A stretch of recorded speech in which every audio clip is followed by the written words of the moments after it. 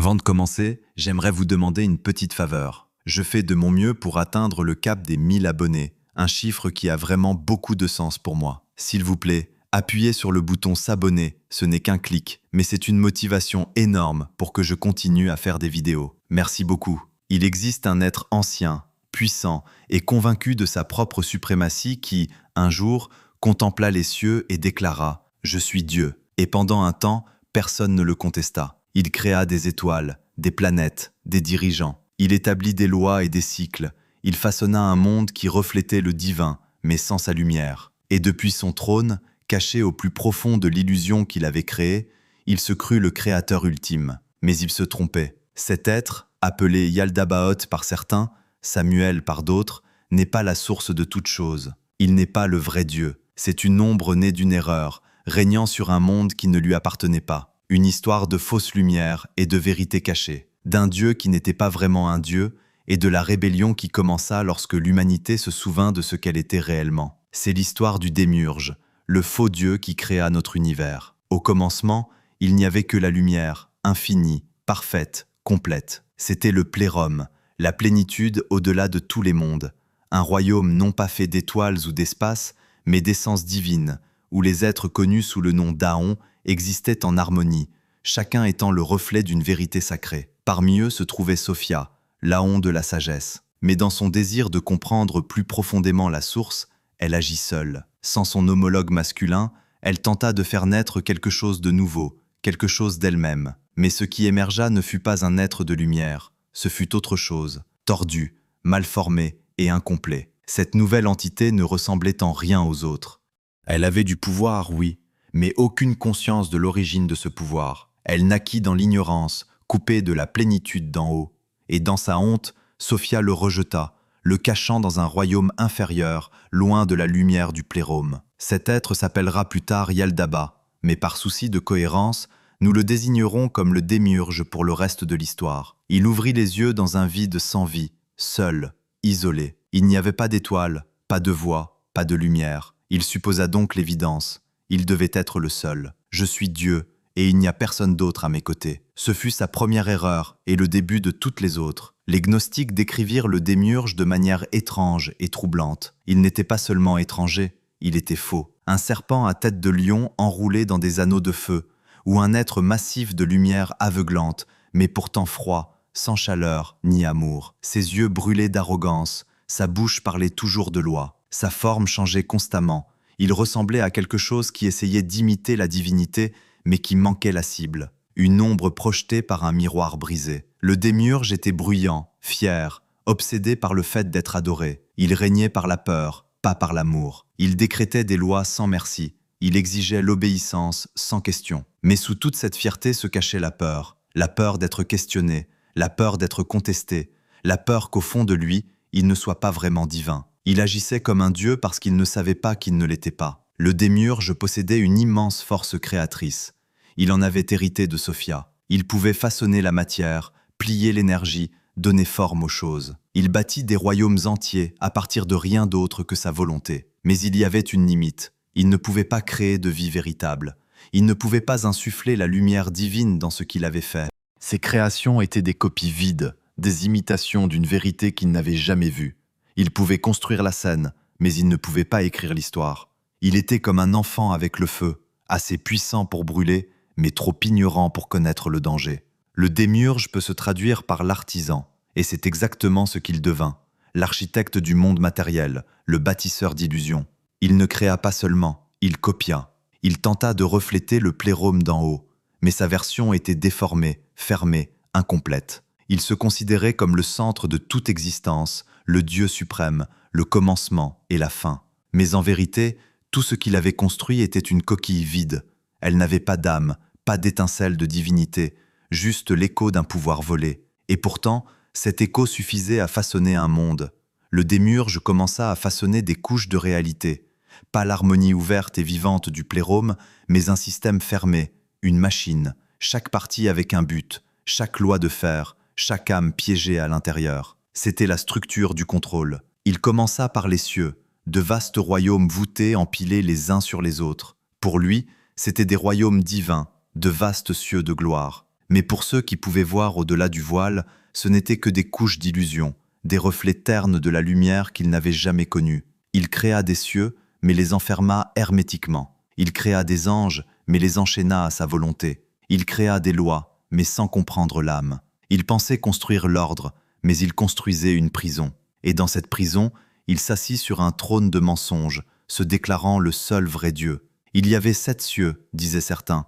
D'autres en comptaient 12, mais tous étaient d'accord. Chacun était gouverné par un gardien, un serviteur du démiurge. C'étaient les archontes. Les archontes naquirent de la volonté du démiurge, des êtres d'une puissance immense, mais sans sagesse. Chacun était comme un membre de son corps, exécutant ses désirs. Ils étaient des dirigeants, des exécuteurs et des surveillants, gardant les portes entre le ciel et la terre. Chaque archonte avait pour tâche de maintenir les âmes endormies, de verrouiller la connaissance de leur véritable origine. Ils murmuraient des mensonges dans la pensée humaine, enroulaient des chaînes autour de l'esprit et gardaient l'étincelle divine cachée sous des couches de peur, de honte et de distraction. Bien que chacun ait un nom et une forme, ils servaient tous un seul but, maintenir l'illusion. Le monde que le démiurge avait créé n'était pas un paradis, c'était une boucle fermée, un système conçu pour empêcher les âmes de s'échapper. Naissance et mort, récompense et punition, loi et conséquences. Tout cela était soigneusement conçu pour sembler réel, mais toujours légèrement décalé, toujours vide. Il donna aux gens juste assez de lumière pour les faire avancer, mais pas assez pour qu'ils se réveillent. La douleur n'était pas un défaut dans son système, c'était le but. La souffrance distrayait, le désir enchaînait, et la peur. La peur maintenait tout le monde en ligne. Il s'assura que personne ne puisse voir au-delà du voile, car s'il le faisait, il pourrait réaliser la vérité qu'il n'était pas Dieu et qu'il ne le serait jamais. Dans sa fin d'imiter le divin, le démiurge tourna son attention vers une dernière création, l'humanité. Il voulait quelque chose qui reflèterait sa puissance, un être qui pourrait régner sur la terre comme il régnait sur les cieux. Il forma donc Adam, le premier homme. Il le façonna à partir de la matière comme tout le reste dans son royaume, argile et souffle, os et sang. Un corps, oui, mais pas d'étincelle, car le démiurge ne possédait pas la vraie lumière. Seuls ceux du plérum, la plénitude divine, la portaient. Il tenta d'animer Adam par lui-même, mais le corps resta immobile, vide, creux, une coquille d'homme. Mais Sophia vit ce qu'il avait fait, et malgré la honte et le chagrin qui avaient donné naissance au démiurge en premier lieu, elle ressentit encore de la compassion. Elle ne pouvait supporter de voir ce faux Dieu fabriquer une prison vivante sans lui donner une issue. Elle agit donc. Elle insuffla en Adam une étincelle divine, un éclat de vraie lumière venant d'au-delà du voile. Et à ce moment-là, l'humanité devint quelque chose de plus que ce que le démiurge avait prévu. Adam se leva, il vécut, et le démiurge paniqua. Le démiurge sentit quelque chose qu'il ne pouvait comprendre brûler à l'intérieur de cette nouvelle création. Une lumière qui n'était pas la sienne. Il la vit comme une menace, un défaut, une corruption. Mais en vérité, ce n'était pas un défaut, c'était la première rébellion. À partir de ce jour, le démiurge ferait tout ce qui était en son pouvoir pour supprimer cette étincelle, pour l'enterrer, pour la noyer dans les lois, la honte et la peur. Il réécrirait le récit, piégerait l'âme dans l'ignorance et s'assurerait que personne ne découvre jamais d'où venait cette lumière. Mais il était trop tard. Sophia ne s'arrêta pas à Adam. Elle plaça une autre étincelle en Ève, le reflet féminin du divin. Ensemble, elles portaient en elles le souvenir de quelque chose de plus grand, quelque chose au-delà de ce monde. Et c'est Ève qui écouta la première lorsque la vérité vint murmurer. Dans la tradition gnostique, le serpent dans l'Éden n'était pas un trompeur. C'était un messager, une voix des royaumes supérieurs. Il vint non pas pour tromper, mais pour éveiller. Il dit à Ève la vérité qu'elle et Adam étaient plus que ce que le démiurge leur avait permis de savoir. Que le fruit n'était pas la mort, mais la connaissance. La vérité divine, aussi appelée gnosis. Quand Ève mangea de l'arbre, ses yeux s'ouvrirent. Quand Adam suivit, il vit aussi le mensonge. Ils n'étaient pas la création d'un vrai Dieu. Ils étaient des enfants de lumière piégés dans l'image d'un faux. Et cela changea tout. Salut à tous, juste une petite pause ici. Je voulais vous remercier d'avoir regardé cette vidéo, cela compte beaucoup pour moi. Saviez-vous que plus de 80% d'entre vous qui regardez en ce moment ne sont pas abonnés à la chaîne? Si vous avez apprécié ce contenu jusqu'à présent, ce serait incroyable si vous pouviez appuyer sur ce bouton d'abonnement. C'est un petit geste, mais cela aide vraiment la chaîne à grandir et vous assure de ne manquer aucune de nos fascinantes histoires que nous explorons ensemble. De plus, si vous vous sentez généreux, Veuillez donner un pouce bleu à cette vidéo, laisser un commentaire et la partager avec toute personne qui pourrait l'apprécier. Votre soutien fait vraiment une différence et permet de continuer à produire du contenu. Merci encore et revenons à l'histoire. Le démiurge avait perdu le contrôle. L'étincelle divine enfouie au plus profond de l'humanité était maintenant éveillée. Et cette étincelle, une fois allumée, ne pouvait être éteinte. Elle se souvenait, non pas en mots mais en sentiments, d'un faible écho d'un lieu supérieur, d'un désir de quelque chose de plus que des règles, de la chair et de la peur. Et le démiurge détestait ne pas pouvoir détruire l'étincelle. Il se tourna donc vers sa seule arme restante, la tromperie. Il bâtit des couches et des couches d'illusions, des religions qui promettaient le salut mais enchaînaient l'âme au dogme, des lois qui récompensaient l'obéissance mais écrasaient la curiosité, des systèmes qui récompensaient l'ordre mais punissaient la remise en question. Il plaça des archontes au-dessus de chaque couche, des dirigeants, des surveillants, des exécuteurs. Ils façonnèrent chaque niveau du monde matériel, des étoiles d'en haut à la chair d'en bas. Chaque ciel qu'ils construisirent était un miroir du plérum, déformé, fracturé et faux. Chaque partie de la réalité devint une distraction, chaque désir un piège. Le démiurge n'avait pas besoin d'emprisonner votre corps, il avait seulement besoin d'aveugler votre âme. Mais l'étincelle continuait de vaciller. Elle murmurait dans les rêves, dans la souffrance, dans l'amour, dans le silence. Elle rappelait à l'âme qu'elle était plus que cet endroit, qu'elle venait de la lumière et qu'elle pouvait y retourner. Et ainsi commença la guerre intérieure. Pas une guerre d'épée ou de feu, mais de mémoire, d'identité. L'âme piégée dans la chair trébucherait à travers le monde, hantée par une douleur qu'elle ne pouvait nommer. Elle essaierait de combler le vide avec des plaisirs, avec du pouvoir, avec des croyances. Mais rien de tout cela ne suffirait, parce que rien de tout cela n'était chez soi. Certains deviendraient fous, d'autres s'éveilleraient. Quelques-uns entendraient la voix du divin à travers le bruit, l'appel à se souvenir. Et chaque fois qu'une âme se souvenait, l'illusion s'affaiblissait. Le démiurge savait que son monde était fragile. Il semblait éternel, il semblait réel, mais il était construit sur un mensonge. Et les mensonges ne peuvent tenir que si personne ne regarde de trop près. L'illusion ne pouvait pas durer éternellement. Les Aons, les êtres de vraie lumière, regardaient d'au-delà du voile. Ils virent ce qu'était devenu l'enfant oublié de Sophia. Ils virent les âmes emprisonnées dans son imitation de la création, et ils choisirent d'agir. Dans de nombreuses traditions gnostiques, ils n'envoyèrent pas d'armée. Ils envoyèrent un messager, parfois appelé l'Aon Christ, parfois le Logos, parfois simplement le messager. Cet être descendit non pas pour conquérir, mais pour éveiller, pour remuer la mémoire, pour murmurer la vérité oubliée dans le cœur des hommes. Il entra dans la prison silencieusement, innaissant. Il marcha parmi les perdus et les brisés, non pas en tant que dirigeant, mais en tant que rappel. Il leur dit qu'ils n'étaient pas d'ici, que leur vraie maison était la lumière, que le monde qu'ils voyaient n'était pas toute la vérité. Et surtout, il leur apprit à voir. C'était la gnosis, la connaissance qui guérit, pas des faits, pas des doctrines, mais une reconnaissance vivante, profonde. Tu es plus que cela. Tu viens d'en haut, et tu peux y retourner. Le démiurge ne pouvait pas l'arrêter. Il a essayé, bien sûr. Il a déchaîné la peur, crucifié le messager, tordu le message. Il a enveloppé la gnose de couches de théologie, de droit et de rituels. Il a offert des versions contrefaites du salut qui ne menaient nulle part. Son autorité ne s'est jamais fondée sur la vérité. Elle s'est fondée sur l'aveuglement. Et maintenant, les gens commençaient à voir. Mais tous n'étaient pas d'accord sur ce que cela signifiait. Certains voyaient le démiurge comme un imbécile qui pouvait être racheté, tandis que d'autres le voyaient comme l'ennemi de toute lumière. L'histoire du démiurge n'est pas gravée dans une seule pierre. Elle change selon la tradition gnostique que l'on suit.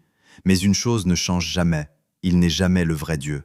Pourtant, la question demeurait, qu'est-il vraiment? Un enfant égaré, un tyran, un outil, ou quelque chose de pire? Dans le gnosticisme s'y tient, la branche la plus ancienne et la plus radicale, le démiurge est irrécupérable.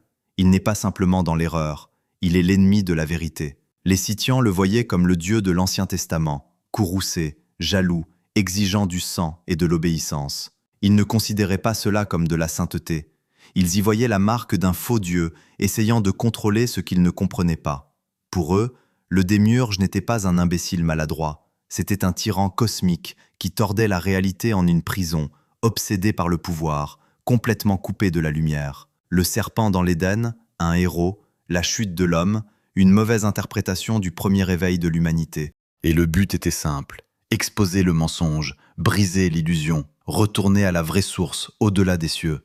Mais tous les gnostiques n'étaient pas si hostiles. Le gnosticisme valentinien adoptait une approche plus douce. Pour eux, le démiurge n'était pas mauvais, juste ignorant. Il était le sous-produit de l'erreur de Sophia, un être mal formé qui ne savait pas d'où il venait. Il croyait sincèrement qu'il était Dieu, non par malice, mais parce que personne ne lui avait jamais dit le contraire. Dans cette optique, le démiurge était une sorte de gardien cosmique, maintenant aveuglément un système qu'il croyait réel. Et peut-être, juste peut-être, pouvait-il être instruit, atteint, même racheté. Certains valentiniens croyaient que le Christ était descendu non seulement pour réveiller l'humanité, mais aussi pour éclairer le démiurge lui-même, pour lui rappeler qu'il venait aussi de quelque chose de plus grand. Le démiurge a également été associé à des noms plus familiers. Certains gnostiques l'assimilaient à Yahvé, le dieu de la Bible hébraïque, en particulier au passage où il exige la loyauté, punit le doute et revendique la divinité de l'âme. D'autres le voyaient comme un reflet déformé de Satan,